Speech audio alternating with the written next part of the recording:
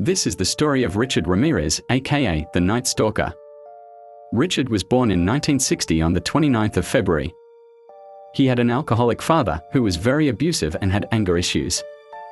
When Richard was still a toddler, he suffered 2 serious head injuries. When he was around 10 years old, Richard couldn't take his father's abuse anymore. He started running away from home and getting comfort from his older cousin, Mike.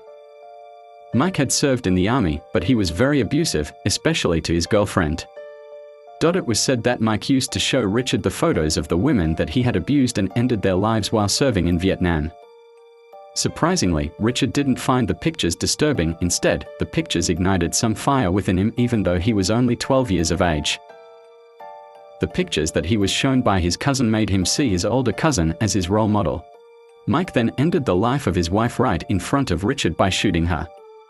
Richard was very impressed by the way his cousin ended the life of his wife in front of him. At the age of 14, Richard got his first job at a hotel. He used the master key to get access to the occupied rooms at the hotel. He stole things that belonged to the hotel guests. He once tried to abuse a guest but got caught by the husband of the woman. The mistake that the couple made was to let him go and not press charges.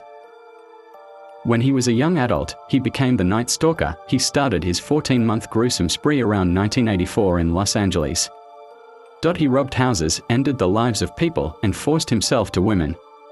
The first unfortunate victim of the Night Stalker was a 9-year-old girl who he lured, abused, and ended her life. He used to break into people's houses to steal and end their lives. He was once caught stealing a car but only spent a month in prison, because the police weren't aware that he was the Night Stalker. His crimes became more chilling when he started taking some parts of his victims. He also expanded his crimes to other cities in California. The police were desperate to catch him, but it was nearly impossible to catch him. His biggest mistake was leaving one of his female victims alive and telling her that he was the Night Stalker. She helped the police to identify him, and he also left his fingerprints on the crime scene. The police then used his mugshot that they had of him when he got arrested for a month. His mugshot was everywhere, and he was considered one of the most wanted serial killers. People in Los Angeles didn't take time to identify him. When they saw him walking around freely, they started chasing after him and attacked him. The local police weren't far from the scene. They broke the mob attack and finally arrested the Night Stalker. His insane spree was 14 months long. In total, he ended the lives of at least 13 people. Surprisingly, he had a lot of fans during his trial. His fans were both men and women.